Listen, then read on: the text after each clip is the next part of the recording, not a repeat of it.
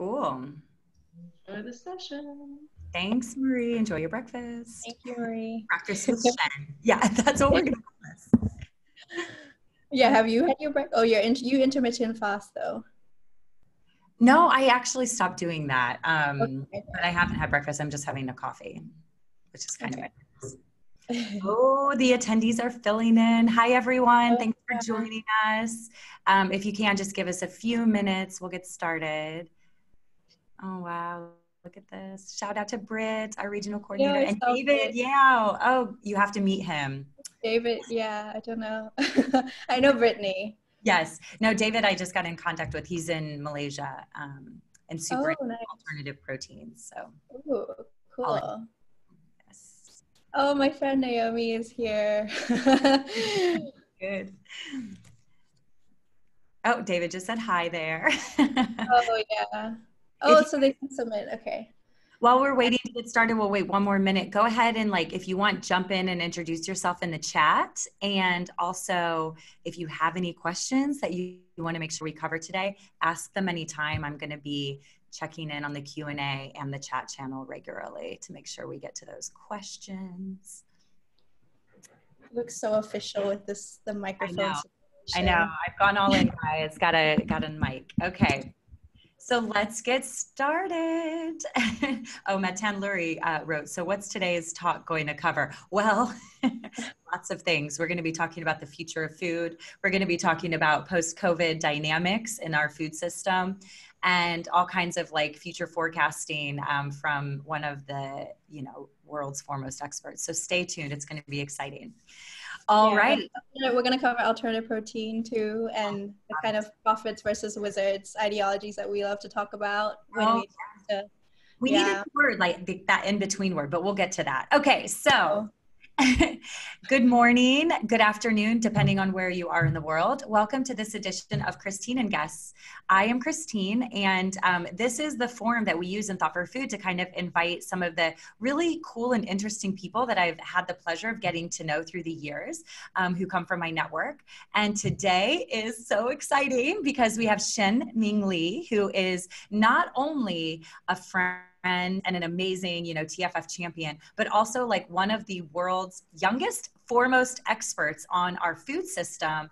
And literally, I was just telling her, she is a veritable genius. She is the author of this book, Hungry for Disruption, which is a must read this summer if you want to understand everything that is coming in and shaking up, our food system as we know it.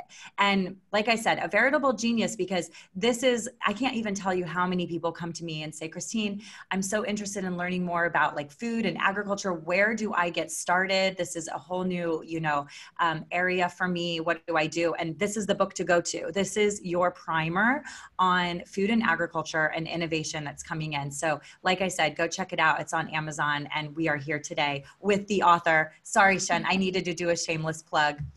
I feel like with my microphone, I'm going full talk show host. You really are. Oh, no, I love it. Thank you. Yeah. I know you have the whole setup and the yellow. Very exactly.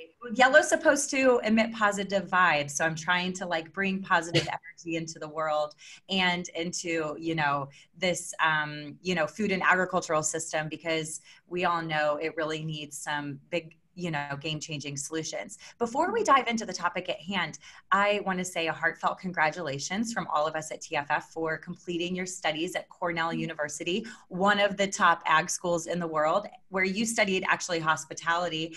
Can you give us a little bit of, background and information on who you are and what's drawn you into this sector?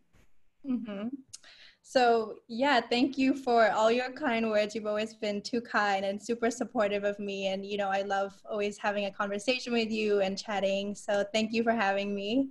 So I did study hospitality management at Cornell, and I started, I've always been passionate about food and, loving to cook. And I've loved to cook for as long as I can remember, and kind of went into university wanting to start a health food chain, because my first job was at a salad chain in Singapore, and it really kind of just inspired me to kind of want to get people eating real food.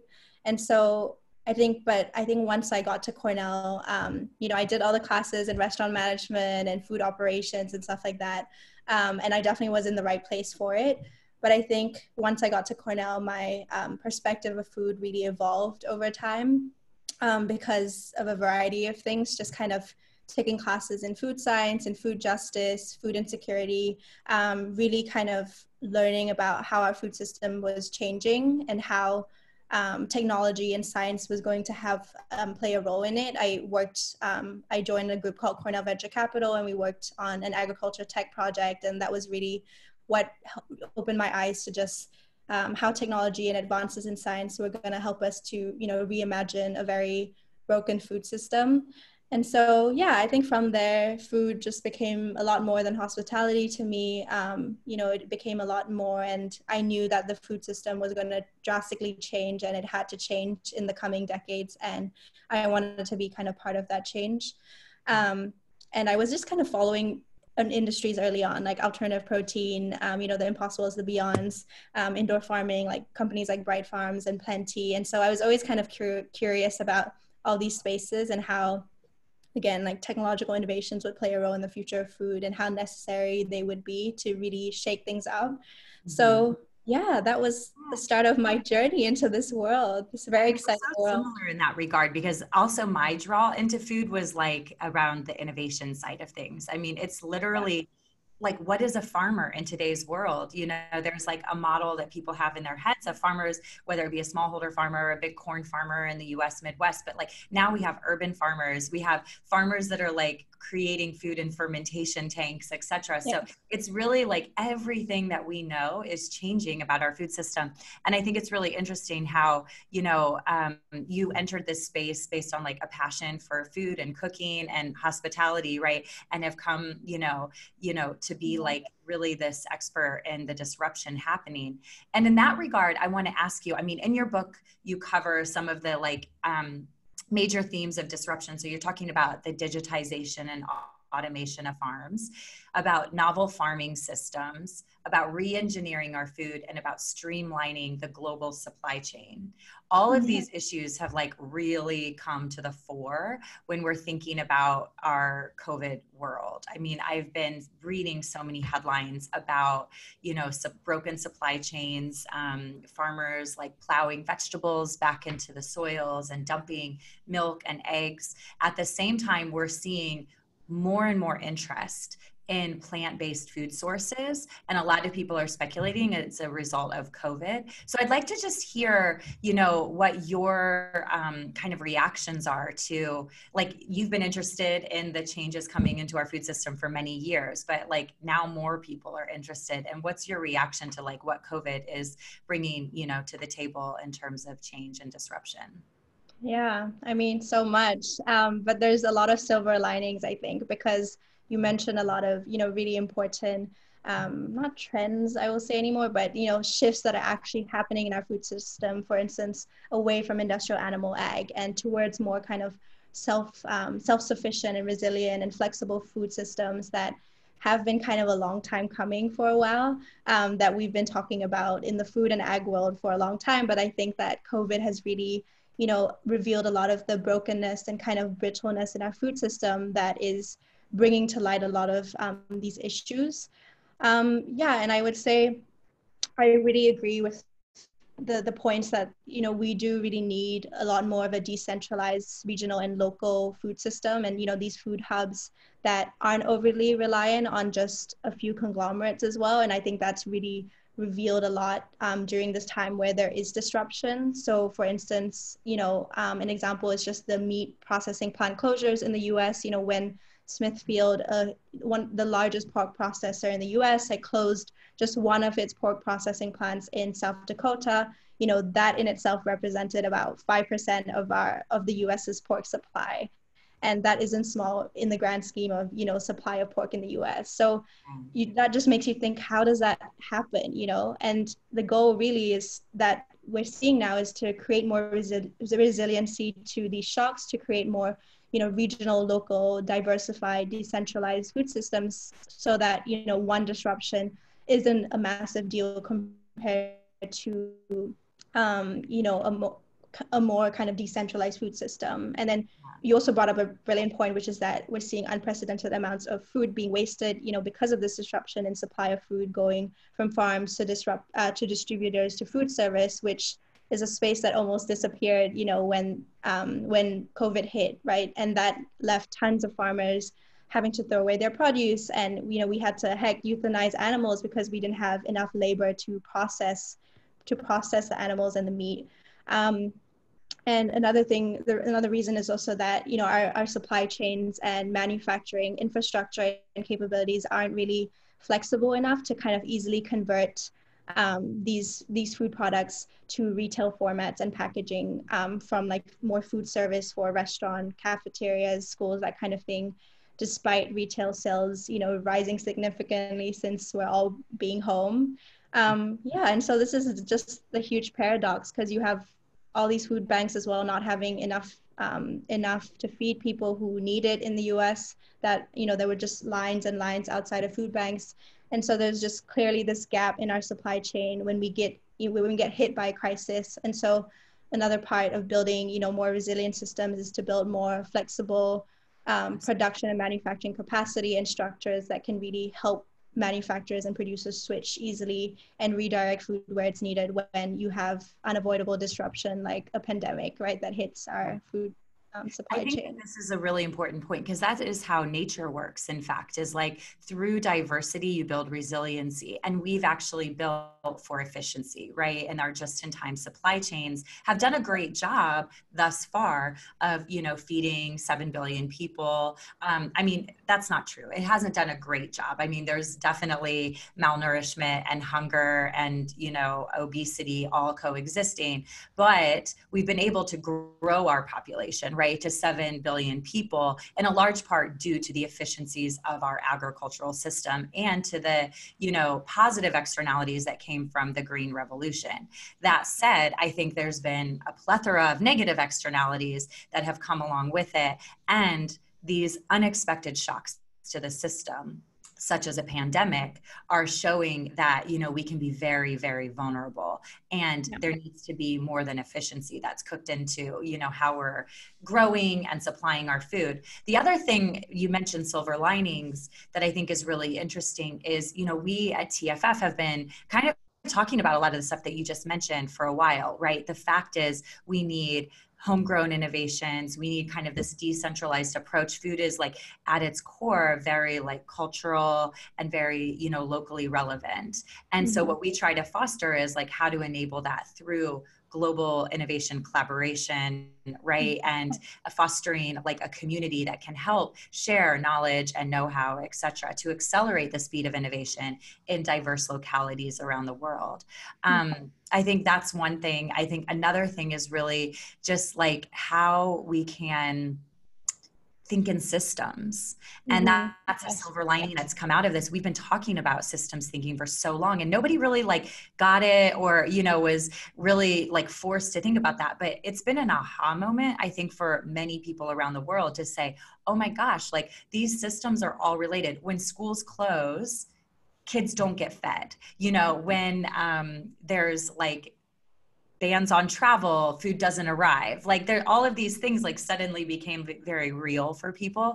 And, when we don't have laborers, we don't have people to, pick produce and things like this. So this was like something that's been, I think, like helpful in furthering the dialogue around solutions. And I wanted to like pivot a little bit, because actually you have been educated in the US, but you're originally Malaysian. Have you, seen, what's the discussion like there? And like, have you seen any differences or similarities between what's going on in Malaysia and in the US? Yeah, absolutely. So I think every single country was just facing the central issue of how to balance, public health and safety with continued economic sustainability related to keeping things open and, opening things up.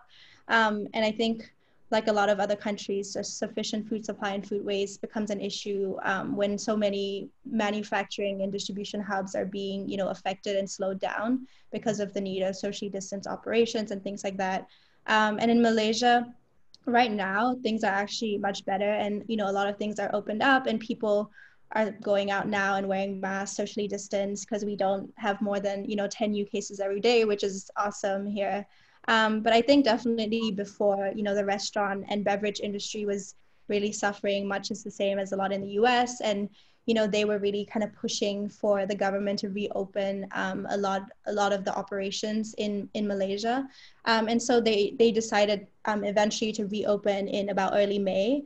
And this is actually a good example of what you talked about just now, of thinking from a systems point of view, because even though the government wanted to reopen, a lot of the major state governments in Malaysia, was really against reopening, because they thought, it's too early for us. We're not going to do it, even if you tell us to.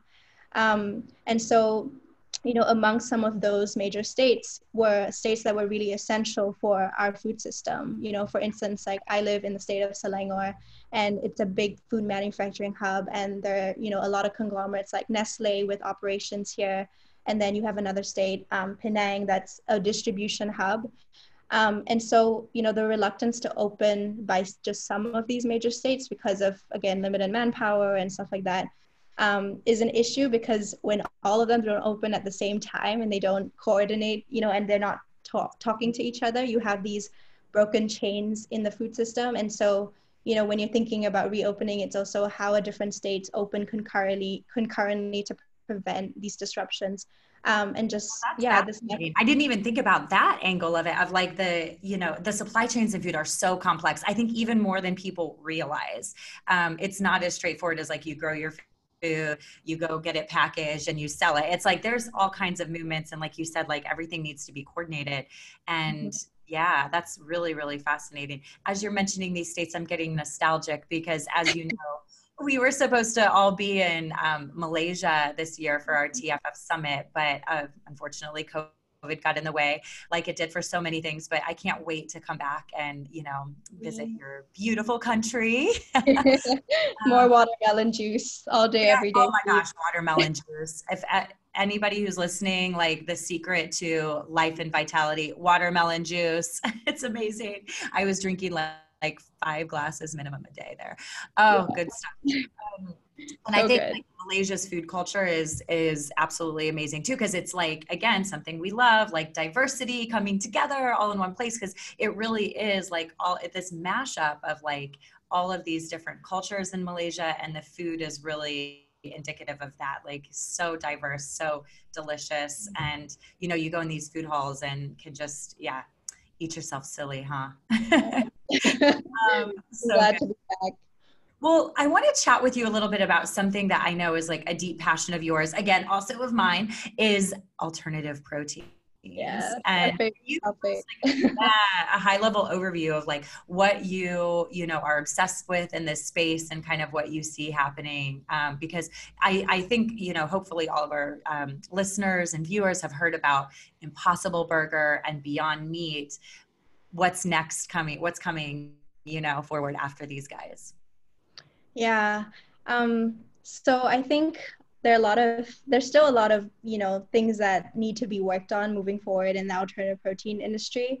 And I guess I'll talk about those issues, and then kind of how I hope to see the industry kind of shifting and kind of people thinking about more. I think the most obvious one, again, is just kind of the scale of it, and achieving price parity is the utmost like objective of a lot of these companies, and then what we're doing is just massively increasing production for this and trying to cut prices and stuff like that. And that kind of results in us not really thinking about diversification again, and repeating kind of the same issue of relying on the same few commodity crops, which we've talked largely about, just the lack of protein source diversification, and how we rely on the few kind of protein isolates like pea, soy, textured wheat, right, potato. And this is a huge issue, because we're just at risk of kind of repeating the same thing of monocropping and just dedicating more and more land to the same few crops, and this cycle of kind of unsustainable uniformity, which doesn't result in a resilient food system. So I really hope to see people thinking about other sources, things like the lupini bean and wing bean, and of course we have our good friend Professor Syed, yes. Syed from Crops for the Future, and the company Namzi in Singapore working on the Barbara groundnut, and I know they were working on moringa as well, and creating, you know, a lot of new kind of healthier comfort foods using these sorts of protein sources that are underutilized, you know, and trying to introduce them to consumers, which is awesome. And, you know, you're also seeing in Singapore, like Buehler and Givaudan have their new alternative protein innovation center that they're really working on towards moving us kind of away from really Western centric protein sources and, you know, diving deeper into kind of non-conventional sources.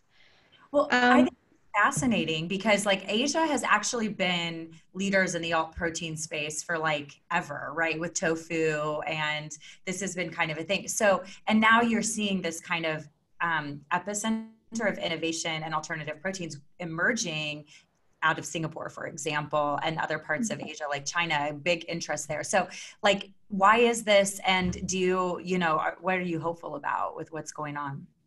Yeah, I think it's really a confluence of a lot of factors that are pushing so many governments, you know, not just corporates and entrepreneurs towards this area. You have, you know, like China's government having this agenda of cutting their meat consumption by 50% by 2030. You have the Singapore government and, you know, Canada investing hugely in alternative protein. And they're just recognizing the need for kind of shifting this increase in protein consumption, which will happen as, you know, the middle class rises and things like that, and trying to replace it with alternative sources, whether that's plant, whether that's cell-based, fungi-based, you know, microbial fermentation-based, microbe-based.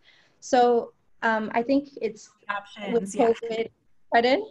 I said so many options. Like I'm thinking plant-based and cell ag, which by the way, if people aren't aware, cellular ag is kind of, you know, growing meat in petri dishes, right? I mean, it's kind of, yeah. Yeah, I mean, the proper term, we like to say bioreactor, which is like a brewery tank, which is what you brew, you know, beer in and stuff like beer and a lot of kind of like even kombucha, they would use like a brewery bioreactor.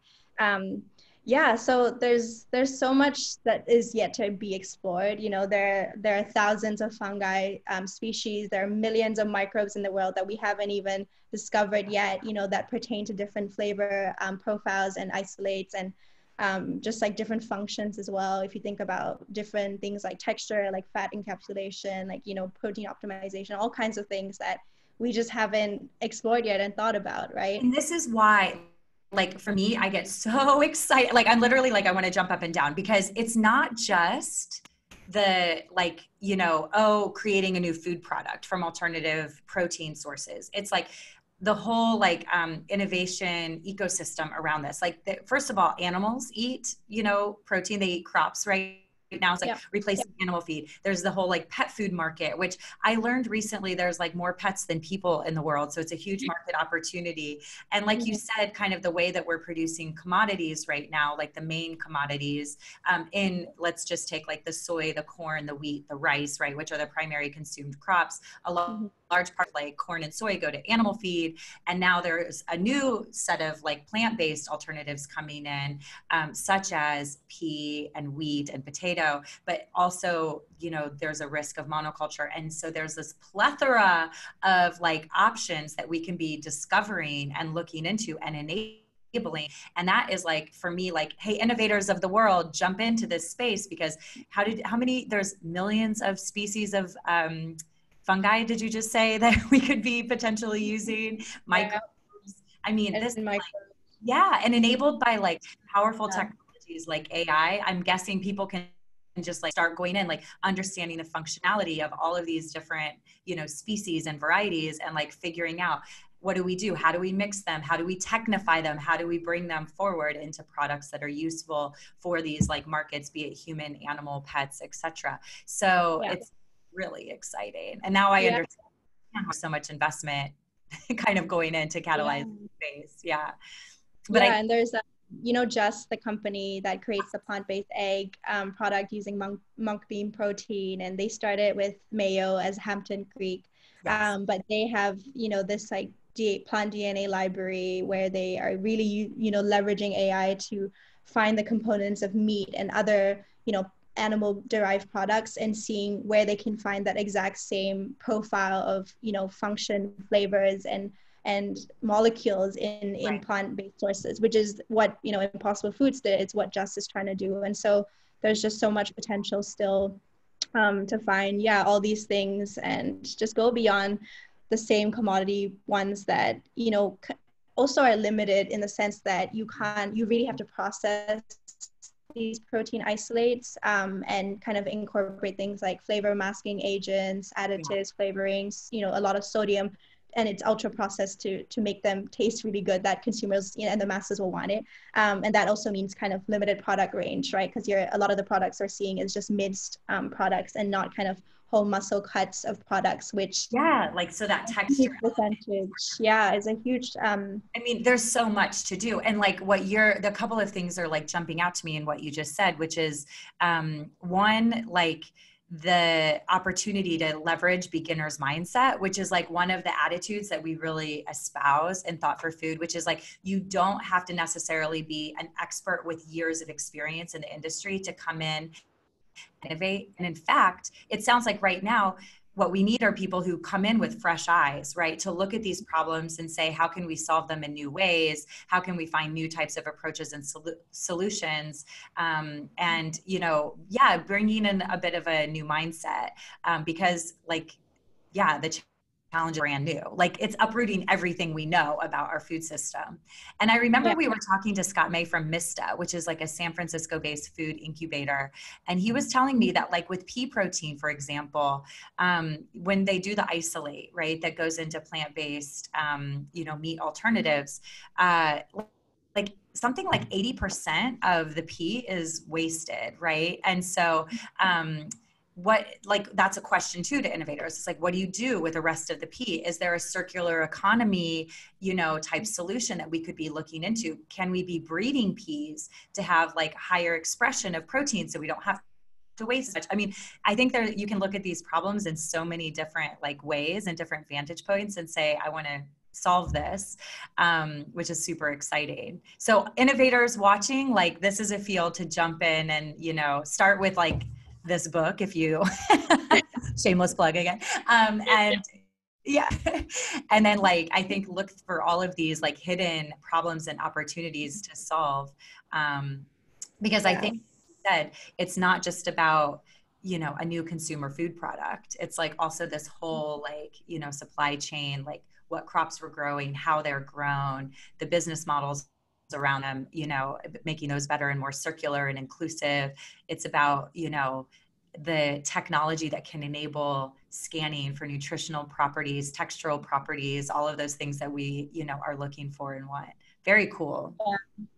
I think, it's hard. I mean, the thing is, it's challenging, but it's a good challenge and it's really exciting, but it's also the fact that, you know, there just hasn't been a large scale effort to explore a lot of these non-conventional sources because it's so easy to just look at, you know, existing supply chains and value chains for things like pea protein, which are very much, you know, built supply chains that are supported with, we talked about this, like breeding programs, research programs, and there's machines to harvest and, you know, even plant these types of crops in many cases, but yeah, exactly. And like a lot of the underutilized crops that, you know, we want to really advocate for don't have large growers, they don't have large manufacturers that are really scale comparable to things like corn and soy. And so, you know, we mentioned the work of Professor Syed at Crops for the Future and, you know, Namzi, and, you know, these value chains aren't yet built out. So really hope to kind of see more corporates pumping capital into building out these value chains, seeing consumers demand it, you know, hoping to see innovation flooding in to support the demand for it, and also just policy and regulation, reducing subsidies for major commodity crops and actually trying to incentivize larger production of these, you know, underutilized and like diverse crops that we love to talk about. So and I mean, I just saw like Canada, like Trudeau has invested 100 million into plant-based protein. So we're starting to see that shift happen at the policy level. But such a great point you're making about the fact that it needs to be supply side driven, it needs to be demand side driven, it needs to be policy, and like there's so many players that can help foster some exciting transitions in this space. And I want to also point out that, like, you know, this is not an either or discussion, which can take us maybe into profits and wizards, but, you know, there's still potentially a role for, you know, meat as we know it, and the whole like, absolutely. regenerative livestock growing, etc. But what's is exciting is, like, you know, that we know that the way that we're securing protein right now is not sustainable for the estimated 10 billion people. So we need to be looking at a whole toolkit, right, to get us to healthy and nutritious diets. So yeah, very. So like, yeah, I think we've just produced food for the past centuries, like you said, based on efficiency and economic just capitalism, where, you know, scale and economies of scale is better. And that's why we have things like confined animal feeding operations and, you know, all these operations that are so carbon emissions heavy. You have manure management and mismanagement, in fact, creating a lot of the emissions from like of methane, you know, that's 28 times more harmful than, you know, carbon dioxide. And so it's really about, and regen ag is obviously, you know, a solution that is trying to create more sustainable forms of animal grazing and animal management that benefit both, you know, the soil, the diversification of crops, and just the reduction in how much it's kind of emitting greenhouse gases in the industry, as well as provide a very kind of sustainable protein source for people. Yeah, so, and I think, like one last point on this, because I want to transition to another topic here, but, you know, it's really interesting. I was reading like a study that said by 2022, something like 50% of millennials and Gen Z want to be plant-based. And so this is like, again, for me, a phenomenon that's really driven by next gen value systems. And I think that's super, you know, obviously a TFF, next gen innovation, next gen representation. So like, for me, it's like really, really interesting and exciting to see what young people are demanding of the food systems and then coming in to like build the solutions themselves. But I want to just ask you what you think of like consumer acceptance of something like cellular ag. Plant-based, I think we're seeing, you know, like I said, that there's going to be massive uptake. Cell ag is biotech at the end of the day. And we've seen that there's been like public backlash against GMOs. Do you think it's going to be different here? And I'm asking this because I remember you and me, we were in Singapore together, having a great time. But we were chatting about, you know, the shrimp industry, and Shiok Meats, right, is kind of creating a clean alternative to shrimp production. And, you know, they were telling us that in Singapore and parts of Asia, the knowledge level among consumers about kind of like traditional seafood production is very high, and there's worries about the, you know, safety and quality of seafood. And so they actually thought that there would be a really like positive interest in consumers for like a cleaner approach to producing, you know, shrimp and other types of products. So I just wanted to hear if you think that that kind of attitude would apply globally, and like what other types of challenges and opportunities do you see around cell ag in particular, which is, again, fermentation-based meat. Yeah.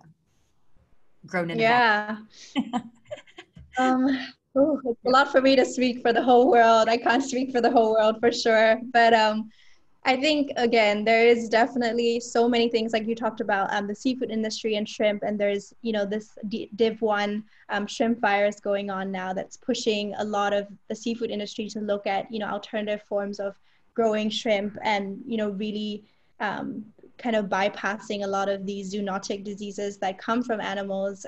You know, COVID is one, another one is the African swine fever in China. And then now there's this new, I don't know if you heard, like new strain of H1N1 swine flu that they've discovered in China. And so there's all these like, you know, pandemics, epidemics that has happened and will happen again if we continue to rely so heavily on animals as a form of protein that has just made this so top of mind for people. And I think there's a place for, you know, a range of different protein sources. And when it comes to cell-based, you know, I'm a huge kind of fan and advocate of the space, just because I know how transformative it can be if it can be done, you know. But obviously there's a lot of things that needs to be done in terms of education and educating both consumers and also corporates that, you know, could potentially leverage a lot of their capacity, their power, their influence to make this a reality, and also just R&D capabilities. So yeah, I think there's a lot more education and advocacy that's needed to just educate people about what cell-based meat, and even what to call it, like cultured meat, you know, lab-grown meat. There's so many names now. GFI, the Good Food Institute, has done multiple surveys about, you know, what is the most appealing name, whatever it's going to be called. I think fundamentally, I want people to just kind of understand what the real science is, and that's why the book also, you know, covers that topic and just really tries to explain it in layman's terms to people, so that there's no miscommunication and misinformation around it, like there was, you know, in the whole GMO movement, where the whole anti-GMO movement. And just understanding there's a lot of benefit to, you know, producing meat from cells, and producing the same exact thing that you are eating right now from cell culture and, you know, fermentation and biofermentation. And that, you know, GMO, there's no kind of, GMO to me at least is the insertion of foreign genetic material. That's how I kind of define it. And you talk to different people, they have different definitions and stuff like that. But that is, I think, the very official kind of idea of what you think of when you think of GMOs, like, you know, like BT corn and stuff like that, like inserting something that isn't part of the genome of, you know, that organism into it. Biotech category, which is like using technology based on biology, which is kind of not necessarily about foreign DNA being inserted. Yeah, exactly. So, you know, cell culture is not, it's not transgenic. There's no foreign genetic material. And so it's just educating people about that, so that they don't have to be worried about, you know, GMOs and things going weird, like Frankenstein food. But also just how much safer it is, going back to the whole zoonotic diseases. There's just almost no chance, when you think of food safety wise, of, you know, things like E. coli, like salmonella, and a lot of these animal-borne diseases that are traditionally, you know, rampant in our traditional animal ag food system. When you are growing something literally from the cell, in a very clean and sanitized operation. Like I talked about the bioreactors and the breweries just now, and that's all going to be in a factory, right, where we produce a lot of the food that we currently produce in a safe manner. And so yeah, it's very different, and there's a lot more transparency with those types of operations compared to if you were to go to a slaughterhouse.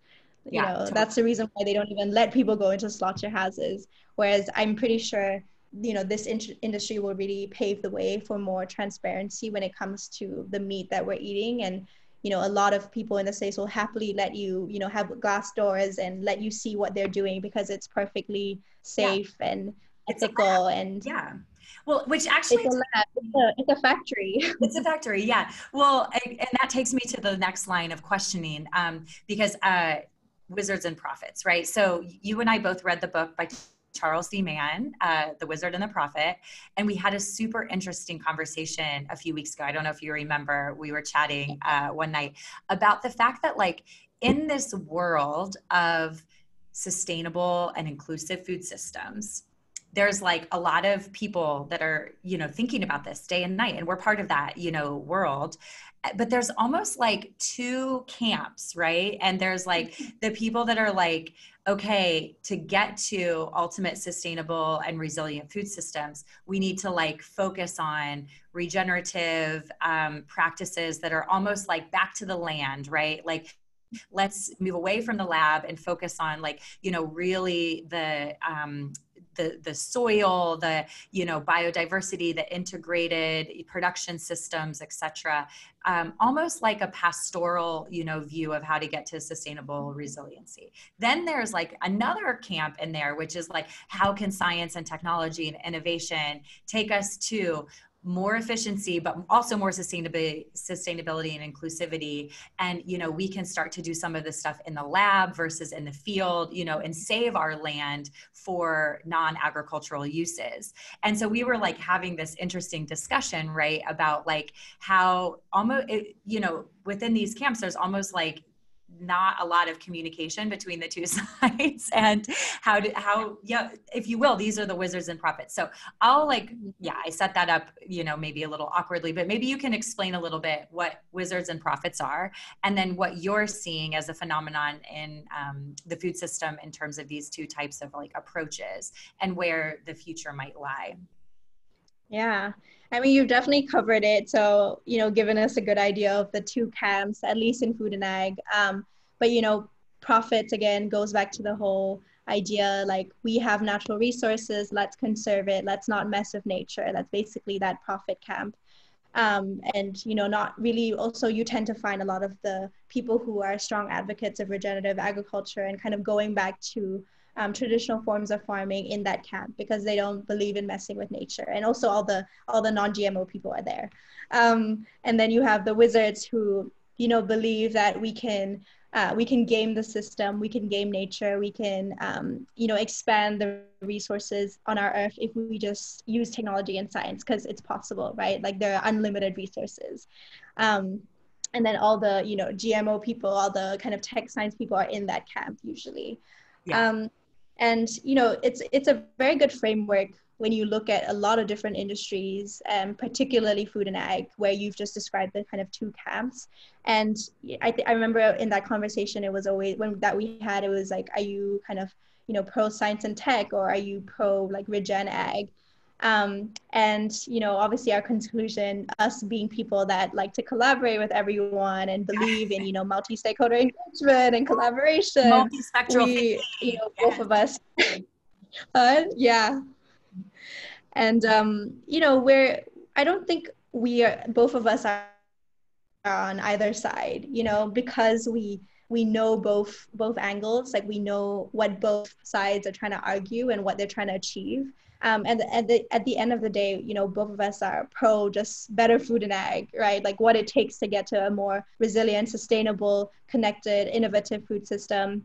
There's no kind of right or wrong way. And I think both advances in technology, digitization, science, and traditional regen methods are both needed for a better food system. And, by the way, I think photosynthesis is a technology that is an age-old technology that has been around since we have been around and the earth has been around. And so yeah. I do think, there is a need to focus on soil health and kind of regen systems still. And, it will only kind of really work at scale if there are incentives aligned to do so, and kind of the knowledge and methods behind it that are being kind of accessible to people. But at the same time, I wrote the book because I truly do believe that tech and advances in science are so needed to spearhead and, just guide the industry towards a lot of the objectives that in the overall food and ag industry is trying to aim towards, right? More resilient food systems, and that we need to kind of create alternative forms of food production that can supplement how we currently produce food, because the way that we've been doing it for the past decades has not been sustainable, and it has been massively destructive, right? So how can we transition some of the ways that we produce food to alternative sources, alternative forms, like we talked about indoor farming or cellular agriculture? So yeah, I think technology has a role to really enhance a lot of the goals that the regen ag movement is striving for, and they just need to kind of talk together and talk to each other to realize that they have the same goals and they have maybe different ways to achieve it, but it's ultimately the same goals. Yeah. And yeah, there's a company I can think of that actually does this really well in incorporating the idea of how we can use, technology to enhance a lot of the goals of the regen ag movement. And it's a company called Vents. That's a virtual fencing and autonomous animal control startup that basically uses AI to optimize rotational and strip grazing that is necessary for, really high yield regen farming. Because for them, they have a solution that's virtual static fences that the farmer can easily control from their device to control grazing behavior, because traditional rotational grading is super labor and time intensive. And so that is just an pure example of that recognizes the need to, you know, be able to use digitization to optimize a lot of regen farming. So I think both movements can exist, and we're both, you know, in the middle. So exactly. Well, I think you mentioned the magic word, which is collaboration. Word of the day, kids, collaborate. No, but it's like literally, it's the hardest thing to do, but it's like a necessary skill for the 21st century. And exactly what you said, what I'm seeing is that the problems are shared, right? Like, how do we have better soils? How do we mitigate CO2 emissions? How do we encourage like cover cropping and, you know, regenerative practices? And actually technology can play a really exciting role coming in, like drones, AI, other types of really exciting, you know, tech-based solutions can work together with the goals of like the regenerative movement to, you know, enhance what they're trying to achieve, you know, more quickly and, you know, more cost effectively, et cetera. And I think the example of vents is a great one. And what I think, you know, to foster this collaboration, what's really needed is for more, you know, discussions between the guys in the lab, the software engineers, and the farmers. Yeah. And like in TFF, we actually have built a whole like program around hashtag WTF, where's the farmer, which is literally to encourage a lot of the tech developers to make sure that as they're developing their tech, they're like out there talking to the growers, you know, and deeply understanding the needs of, you know, yeah, and it's not just the growers, it's also like the environmental scientists and the people who are really concerned with these types of things. And you know, a couple of companies jump to mind, like Pivot, right? They're using like synthetic biology techniques to actually like help enhance nitrogen use, but also enhance the soil quality. And so that's a great like marrying of tech with like a sustainability goal, which will ultimately enhance the end goal that we all care about. So it's finding those bridges. Super, super interesting. I want to like invite everyone who's watching from around the world to ask questions if you would like to. Make sure, you know, you can type them into the chat or the Q&A. We're checking those out. And so I want to like, because we have about 10 minutes left, and I want to ask you a couple of like more personal questions, if that's okay. If somebody wants to get started to become a change maker in food and ag, like what is your recommendation of like how to do this? Where does someone start to, you know, get involved and make a dent? Yeah. I guess if you're not in the food and ag space yet, it's really important to, you know, really read up about what's happening in the space. So the book, or there's a lot of other books too, that TFF, Yeah. flashing the book again.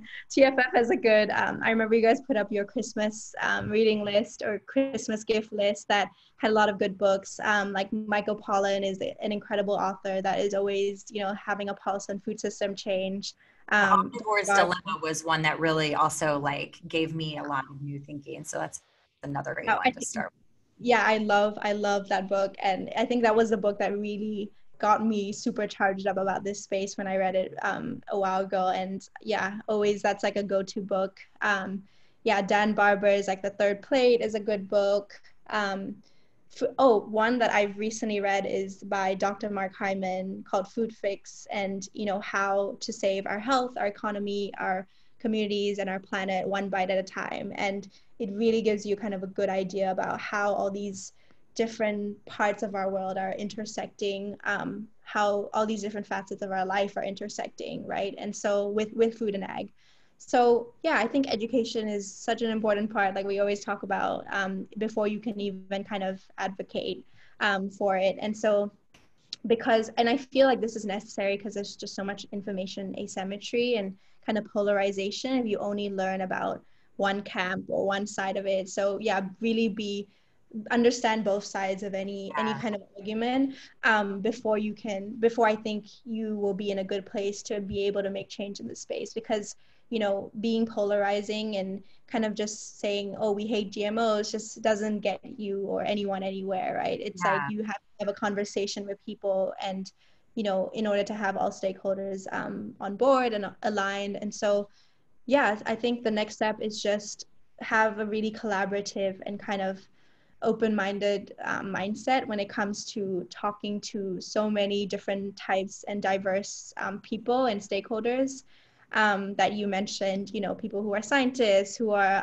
engineers, who are investors, who are entrepreneurs, and see, you know, where is it that you want to fit in this system, or do you want to be like in the middle where you're helping to make all these connections and build the ecosystem, which is something that, you know, I've really found myself enjoy doing. That's what Thought for Food is doing. That's what you're doing with your work, and to try to foster a lot of this collaboration. And yeah, and I think another it is to really arm yourself with, again, the kind of ecosystem based thinking mindsets and the systems based thinking mindset that we talked about earlier, where you have to recognize that this is literally an ecosystem of so many stakeholders that, you know, should not be working in silos and need to be working together, and again aligning their goals instead of trying to work against each other, because we're all part of the same food and ag system. We're all, you know, when it comes down to it, working towards the same goals of producing more sustainable food and nutritious food, while trying to deal with the scarcity of resources on our earth, right, and climate change. And so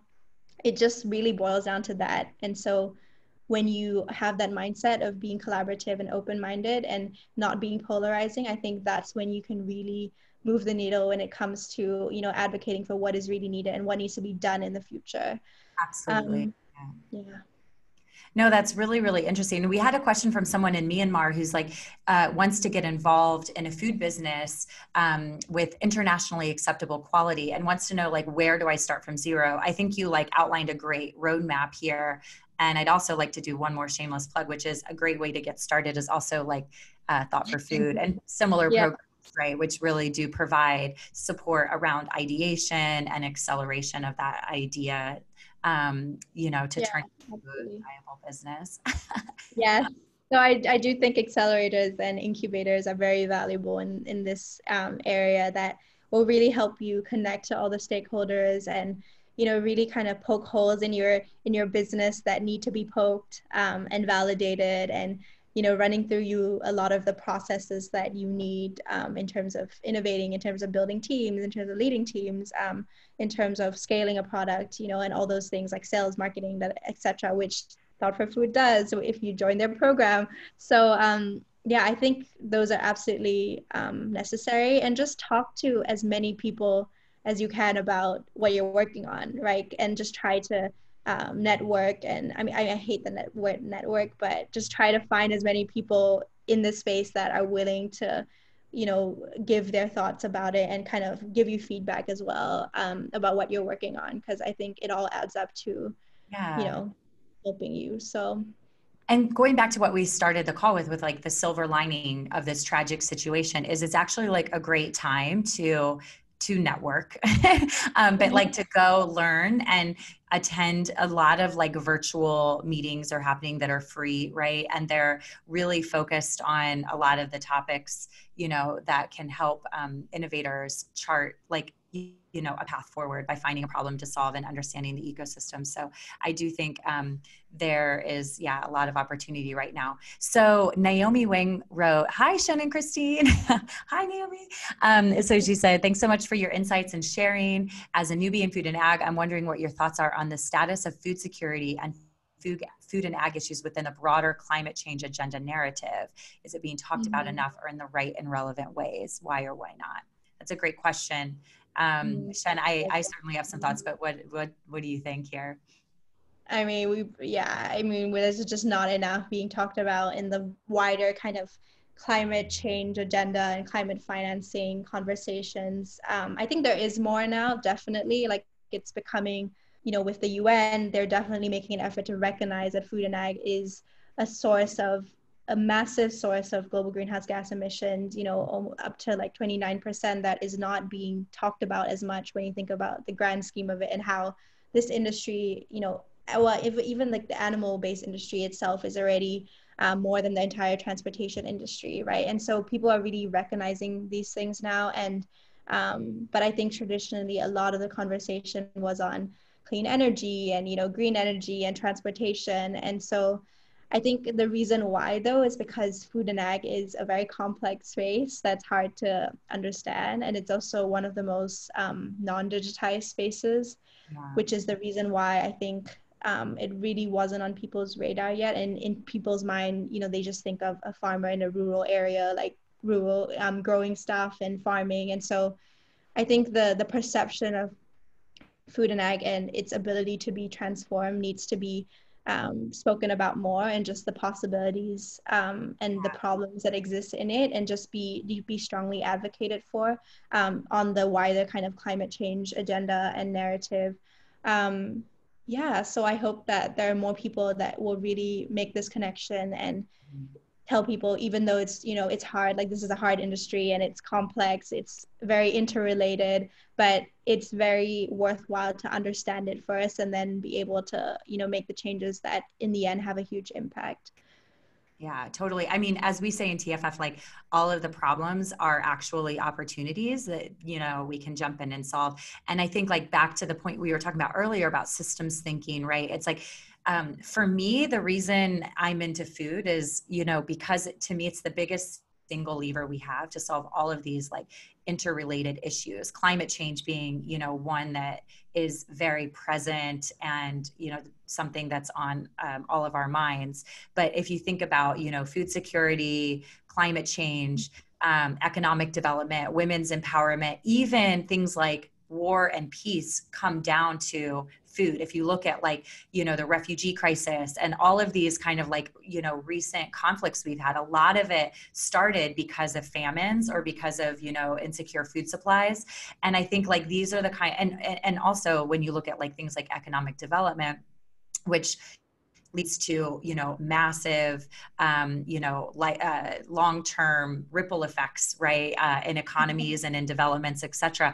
A lot of it has to do with nourishment in the earliest years. Like if you're not getting proper nourishment, it leads to stunting, which leads to, you know, like basically not being able to be like educated to your potential and, you know, basically being set up, you know, behind what your potential could be. And these are all like issues that are so linked together, and climate change is of course linked into that too. So I think that's where we need to like really, don't get daunted by, you know, all the complexity of it, but just come in and say, I have a role to play based on my personal behaviors and also based on the innovation and, you know, collaboration ethos that I bring into this field.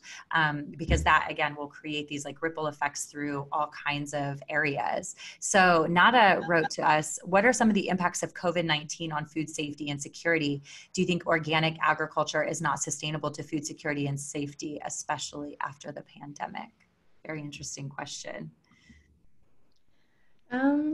Yeah, I mean, we talked about COVID on this call, about, you know, how it's going to impact food, how it did impact food security and food safety. Again, just the rise of awareness about zoonotic diseases and pandemics and, you know, epidemics from animal based agriculture, I think has just triggered a lot of people to think about, you know, how we can in the future consume protein that is not from animals where there's such a high risk of this, or how can we rear animals in a much more safe way, you know, on grass, like grazing them, right? Instead of in confined animal feeding operations where the risk of disease is so high. And I think when it comes to organic agriculture, I don't think things have changed in that respect because of COVID. And I think, I mean, if you think about regenerative agriculture, that's essentially what organic strives to be, right? Even though organic is a term that is very controversial to me because organic still comes with it, you know, a list of additives that you can still use. Yeah, like heavy metals in a lot of cases. We were talking about this the other day. Yeah, exactly. So there's like this shady side to organic that I think people don't realize. So I think people are trying to kind of reframe it into regen ag now and really, you know, biodynamic farming and creating ecosystems on our farms and, you know, really restoring carbon cycles that can actually pull carbon out of the air instead of, you know, not doing that because of just the overuse of agrochemicals. And yeah, just its role to kind of reverse climate change by sequestering carbon back into the earth, which originally was the case. And so I think there's a lot of potential when it comes to regen ag, and there's a lot of corporates as well that are pushing for the regen ag movement, like General Mills, Nestle, and things like that. Yeah, absolutely, and Danone, yeah. And then I think going back to just quickly another point about going back to the whole food security and climate agenda, I think so many of those goals, like you hit the nail on the head when you talking about how food is just the nexus of so many of our world's most pressing social issues, and I totally am with you on that. But I think a lot of countries around the world, food security is always their primary agenda, and being able to feed everyone nutritionally well, which is the case for a lot of developing countries, as you said.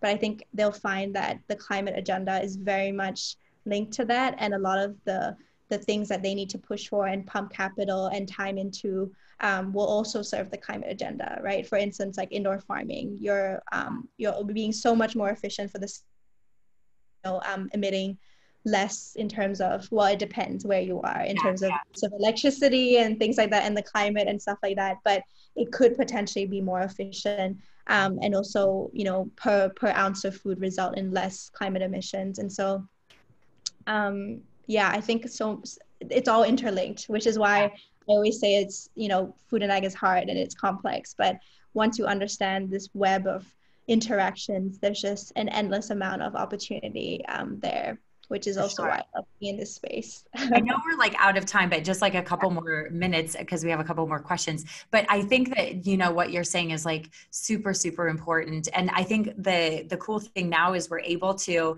collect more data, analyze it, make some like comparisons, and, understand trade-offs more vastly than we've ever been able to do before. And that's only going to accelerate, and we'll get better and better at this. But yeah, to your point, it's like, it doesn't have to be organic versus GMO. I think like we're entering a world now, where we're going to see the convergence of technologies and practices, including, like, by the way, traditional knowledge, and traditional practices, that we're going to see an acceleration of how these come together to create like better, more sustainable outcomes. And that is, a new paradigm. It's not this either or, it's this and paradigm that we're entering into. And then to this question specifically, I've been attending a lot of webinars lately, in the lockdown. And I think indeed, like, this point of food safety and food quality is like top of mind right now in the food industry, because that's what consumers are like demanding and asking for. And so some people are saying, oh, that means sustainability is not as important, right? Like, it's more about making sure that the food is safe and, like free of disease and viruses, et cetera. But I think that what, the missing point here is that objective is best achieved through more sustainable, regenerative type approaches. So it doesn't, again, have to be we're missing sustainability so that we can achieve these goals. Like, they're all part of the same, answer, right, at the end of the day.